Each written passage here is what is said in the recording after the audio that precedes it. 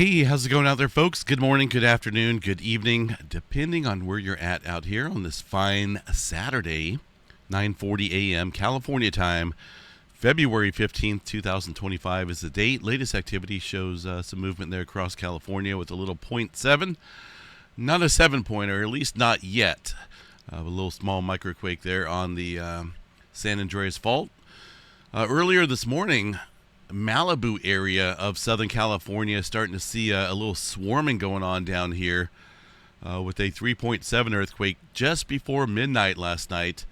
Since then, we've had at least one more 3.5 a couple hours ago here in this area, along with some smaller quakes in the region of the Malibu Coast Fault. Now, that is just one area that had a lot of activity last year, along with numerous fours across the state of California there. So a couple videos back, I said I expect the Malibu Coast Fault to fill in following some 4-pointer earthquake activity out here, along with swarming across the San Andreas Fault and various other areas of Southern California, seeing some uptick. So Malibu, just one of the regions starting to fill in. If we look back here on the map of last year, this is the USGS map. They're still having some issues here with their zooming in and whatnot. I have a feeling it has something to do with the addition of the Gulf of America here on the map, and they're having to update all their maps. So it looks like it's taken them a little while to get things back to normal. But the Malibu area, Malibu Coast Fault, this is just 3.9 and above. As you can see, they had a number of 4s out here last year, and many others.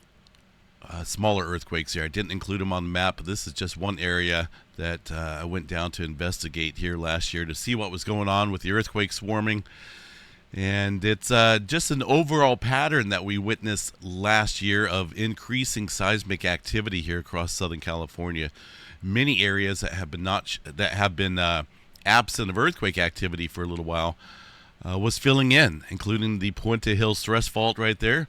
That runs directly underneath Los Angeles. That earthquake area is capable of a 7.5, and it's a thrust fault that lives but is active underneath this area of Los Angeles. So the Malibu earthquake activity seems like it's the last to fill in here in the sequence of events that we've seen here in the last few days or so. Remember the earthquake swarm on the San Andreas Fault. Various other earthquakes out here in the last week. If we pull up the last, we can go last 30 days, 2.5 and above. That way we don't get all the microquakes out there, so we can see exactly where some of this movement hit. San Andreas Fault there, a number of earthquakes there on the southern branch with many 3s, and of course if we include all the microquakes, the number goes up. That was just one area. Also, the Puente Hills Thrust Fault was showing some smaller activity here underneath Los Angeles. That's the a little bit of microquake activity there earlier this month. Movement up around the. I miss their old maps here. It's just kind of hard to see some of the features here, but you can't zoom in all the way on the topography map here. It goes absent. So I'm trying to use something that at least we can still see some of the details of the land. Bakersfield area elevated movement north of Malibu. It's just it's a pattern Southern California has seen out here in the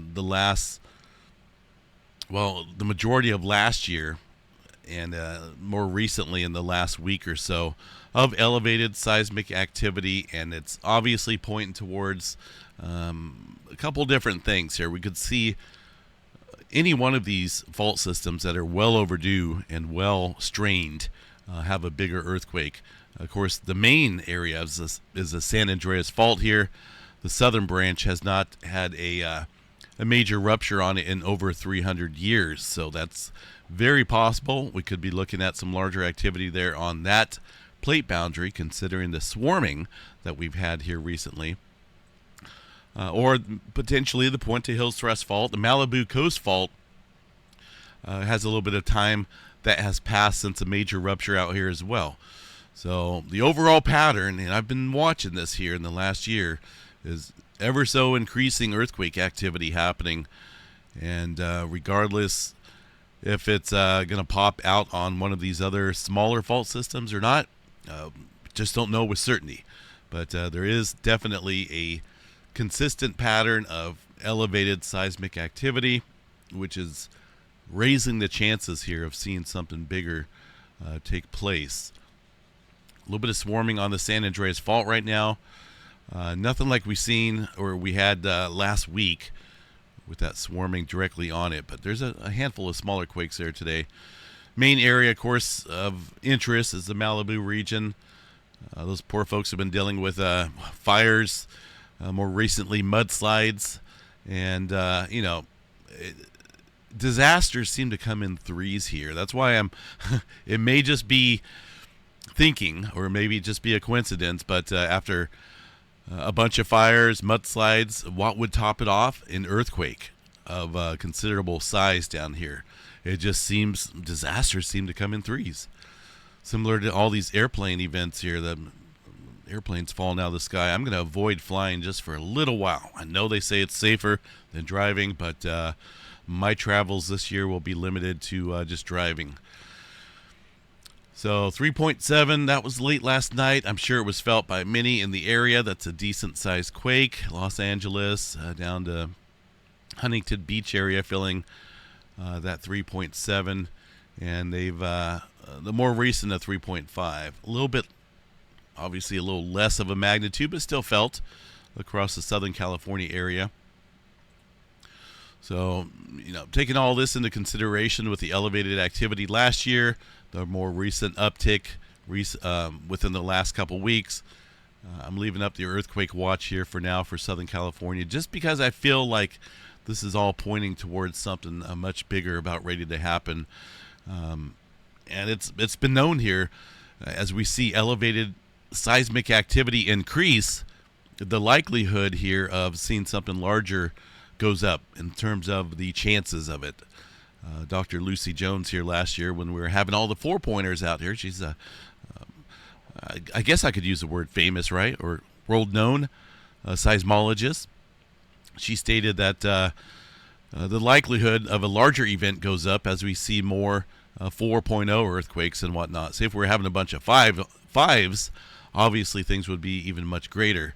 But last year a lot of fours kicking up out here. Did have a couple fives, at least one there around the Bakersfield area last year. And it's just been an elevated pattern out here, folks, of earthquake activity. And that's a sign of strain building on the San Andreas Fault there in Southern California.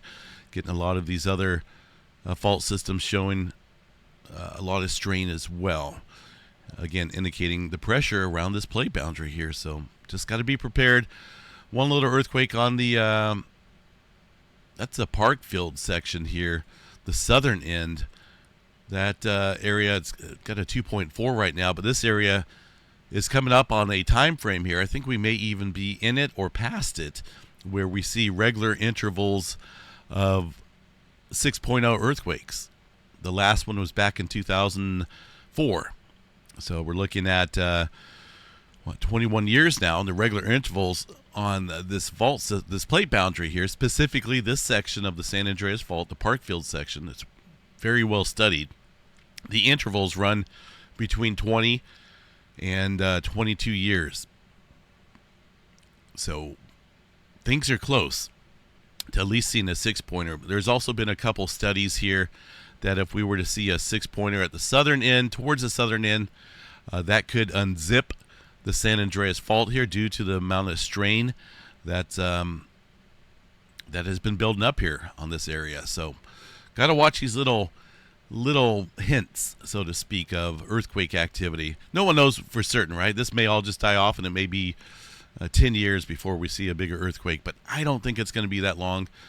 Too much has been happening out here with increasing 4.0 earthquakes.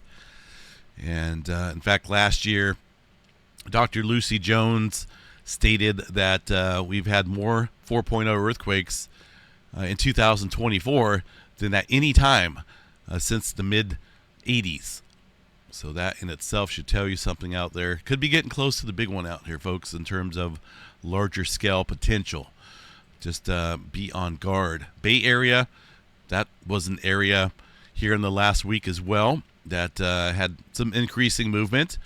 The Hayward Fault picking up a number of earthquakes on it, including a bunch of threes. So this has not just been one localized event area. It's been popping on the San Andreas Fault, the Malibu Coast Fault, Ridgecrest area, Parkfield segment of the San Andreas Fault, Hayward Fault. A lot of activity up here at the Northern California region. That's the northern end of the San Andreas Fault as it comes into the Mendocino Fault Zone, including, what do we got here on the Cascadia? 2.2 early this morning, 13 miles deep here, not associated with these fracture zones at the surface, but 13 miles. That's associated with the megathrust zone there, the southern end of the Cascadia subduction zone. So something is brewing out here, folks. A lot of West Coast pressure, and it's showing. The signs are telling out here. Be on guard. Let's bring back the map here so we can see where we're at. A couple smaller quakes up in Washington, but these little earthquakes tend to disappear on the weekends because that's what they do. They the USGS tends to not produce these, or at least show these little earthquakes out here that are happening on the weekends for the Pacific Northwest. They'll fill in probably on Monday or Tuesday after they get into office. Yellowstone National Park, not a whole lot going on there. But I do want to double check. You have to excuse my voice again. The kids are sick, and it's just bound to happen here, living in the same household, that it would cross paths with me. So here I am sick again, and it's crazy how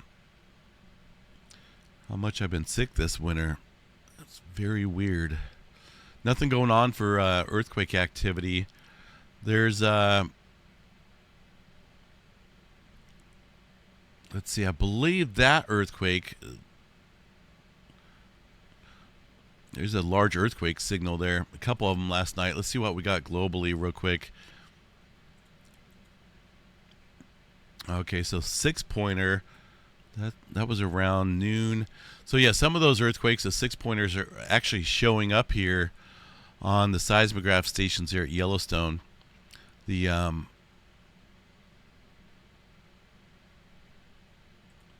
when was the 5.7? That was a little bit later in the day up in Russia.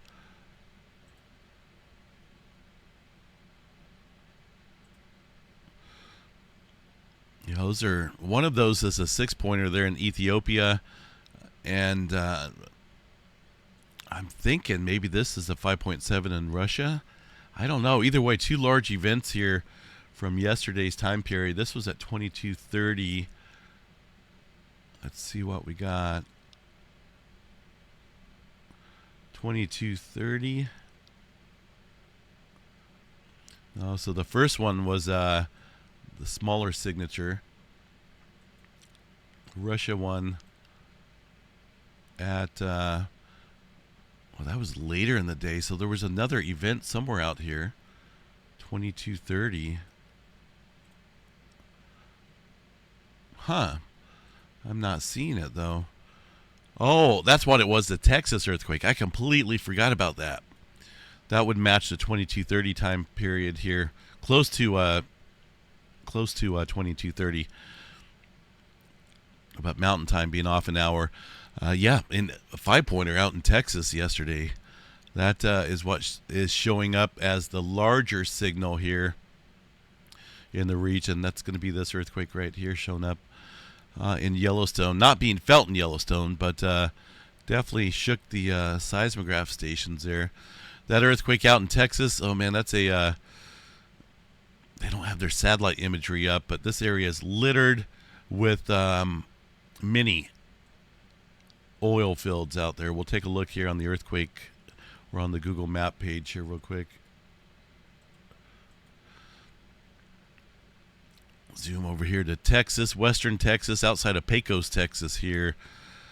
Back that up. There's some, yeah, look at all these newer, those are holding tanks out there. These are all new oil pumping operations, wastewater disposal pond.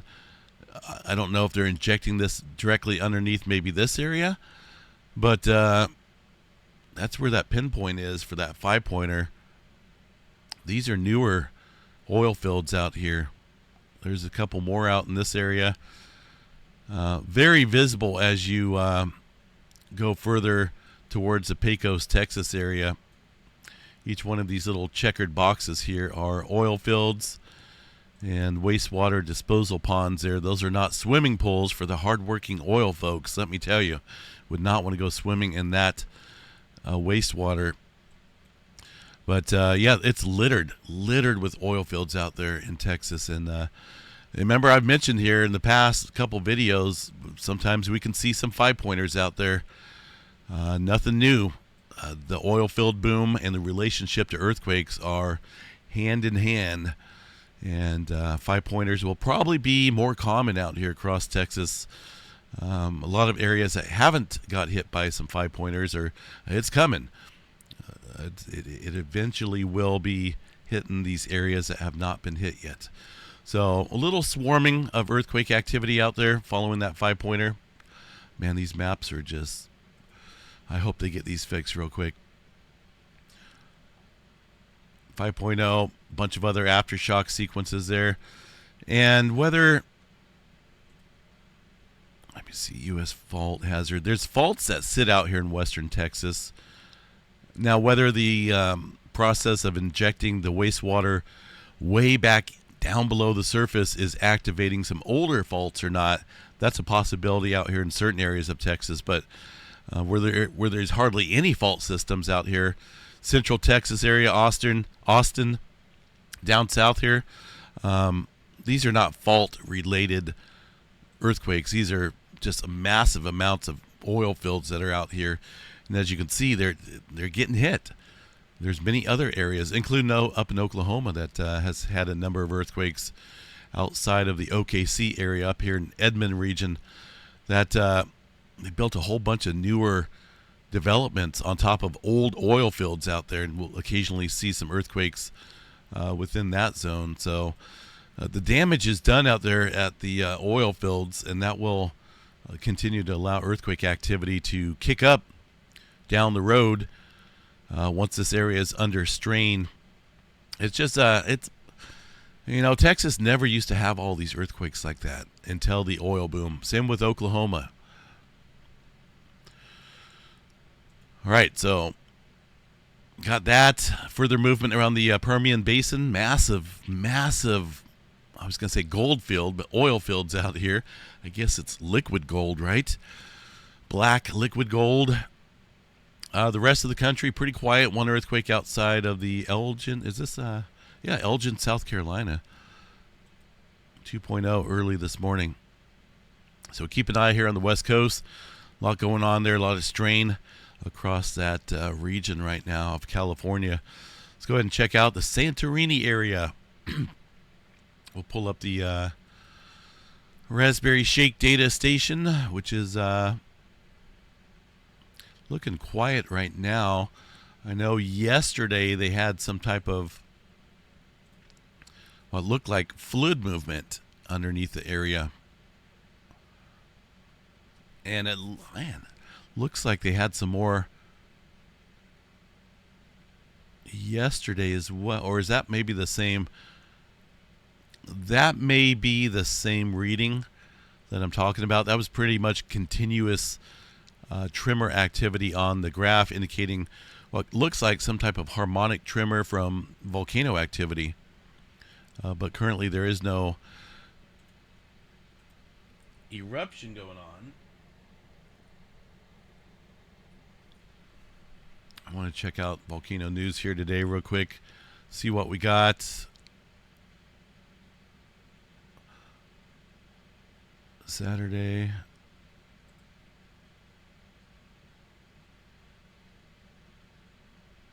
Nothing really on the Santorini area of Greece. This is just some, earthquake or volcano activity down in Guatemala. Many other areas around Indonesia Islands region. Nothing yet on the Santorini area, but it looks like, definitely looks like there was fluid movement out there. That's some type of harmonic tremor. And this was 24 hours ago.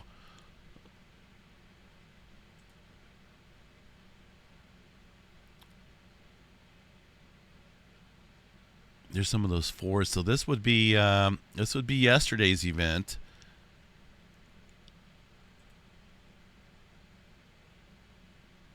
Looks like, yeah, that would be just, there's some fours. Since then, it looks like we've had a number of threes and fours out there. No more fluid movement that I can say, because that started around 1900 or so. If you look here, that matches that previous daytime period with some fours following it. But I don't see that sign there, that fluid movement, since yesterday. But we'll definitely watching that. As far as the number of earthquakes out there goes, still seeing some threes and fours out there. Let's check out the latest here.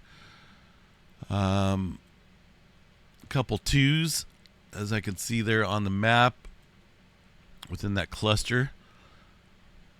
Looks like we've got 1,226 earthquakes here in the last week. All over the place again. There's really no consistent area. It's just all over in a fairly long regional. Oh, what did I do here? I went way back, huh?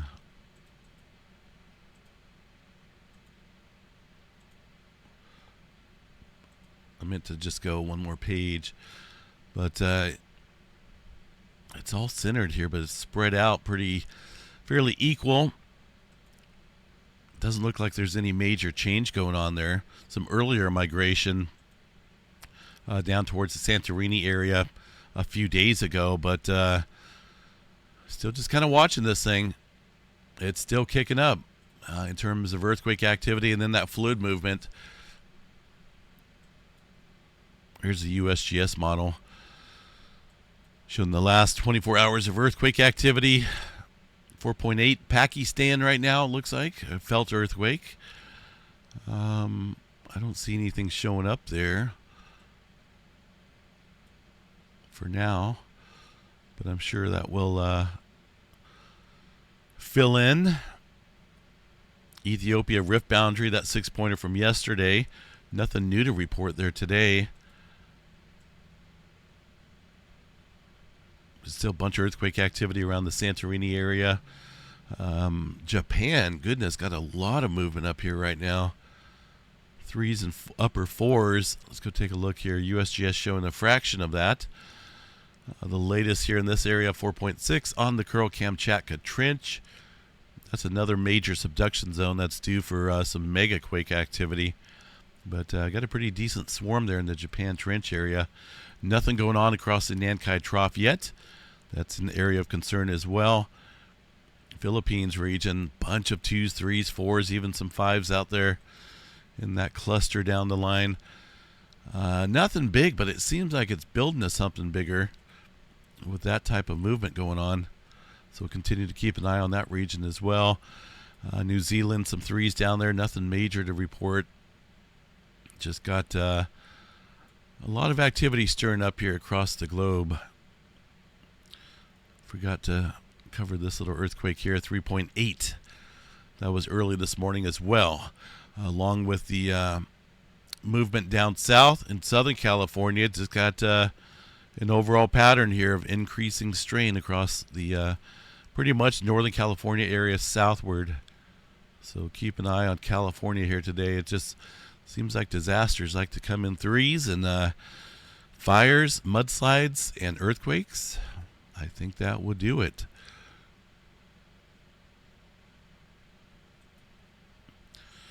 All right, let's see what else we got. Take a quick glance at the earthquake 3D globe. Nothing major across the rest of the area. It's all very typical down in South America. One earthquake way up north at the top of the globe, it looks like, for a 3.6 earthquake well north of Greenland.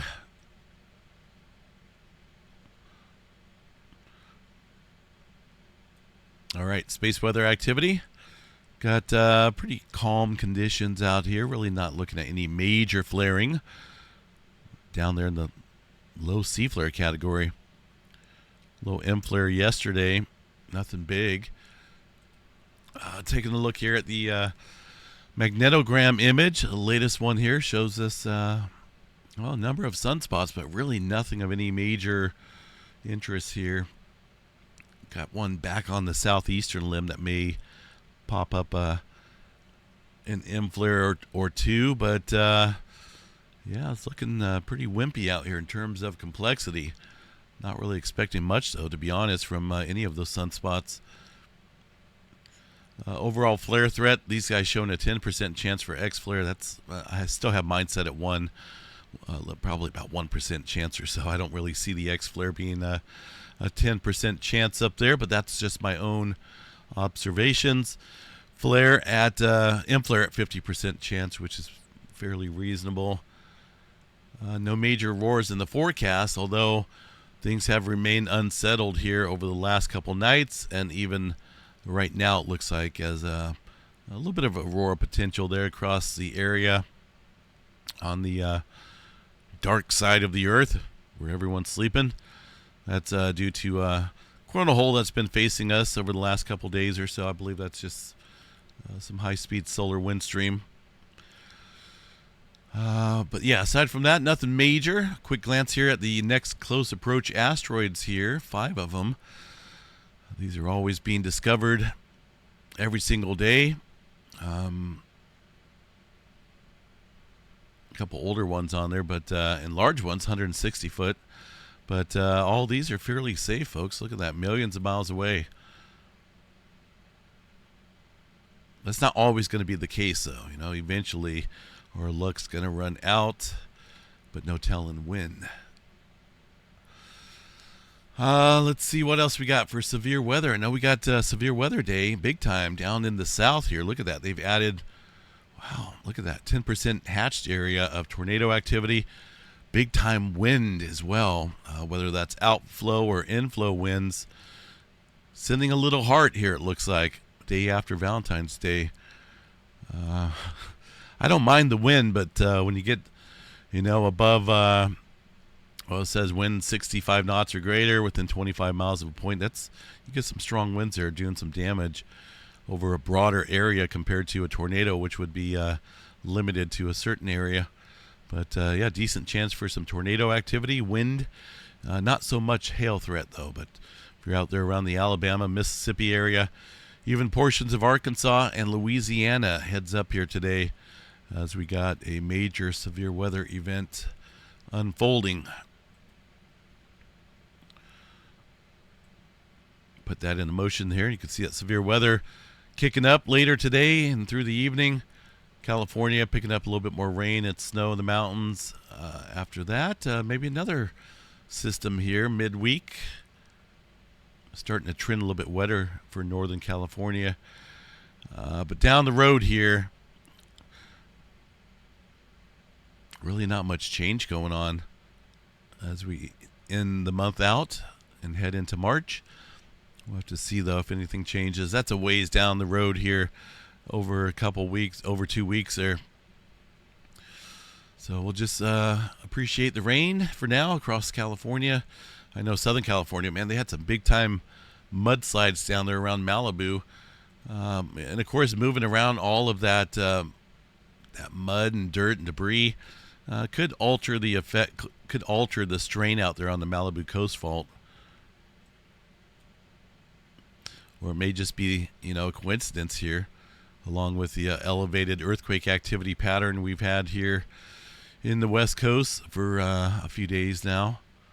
But either way, I'm prepared. I think everyone else should be prepared out here as well, just in case there's some bigger earthquake activity. It could hit at any time, folks. Any time. Seismograph stations out there look pretty quiet. One little spike on Yellowstone, but really looking eerily quiet right now. There's that 3-pointer that was felt. I don't think USGS is going to show this, but there was a little bit of earthquake activity around this area being reported anyway. But that's Pakistan over here, so it looks like some newer activity. No, that would make sense. That would be, I think that would be the Pakistan area. No, that's got to be a smaller quake here. One of the two. Either way, a 3-pointer, not that big of a deal. Yeah, I'm going to bounce out of here, folks, and I don't know, maybe get some chicken noodle soup here. It's just been bombarded with illness. That's it, just colds, like typical colds, not a flu or anything. It's just like a sore throat type of cold, I guess. I mean, it's just been off and on here all winter, and it's getting quite annoying. I'll be glad when it goes away permanently, whether that's when it warms up or who knows what. Anyway, folks, I'm out of here. Have yourself a good weekend. Enjoy. Stay safe out there. And, can't always be worried, right, about a big earthquake activity, but you can be prepared. Eventually, we're going to get hit here with some larger activity in California and many other areas around the globe as well. But just got to be prepared. Make sure you have an earthquake plan. And just enjoy your weekend. Stay safe down there in the south. If you're out there underneath that severe weather, keep your weather radio on and handy. We'll see you guys back out here a little bit later on this evening.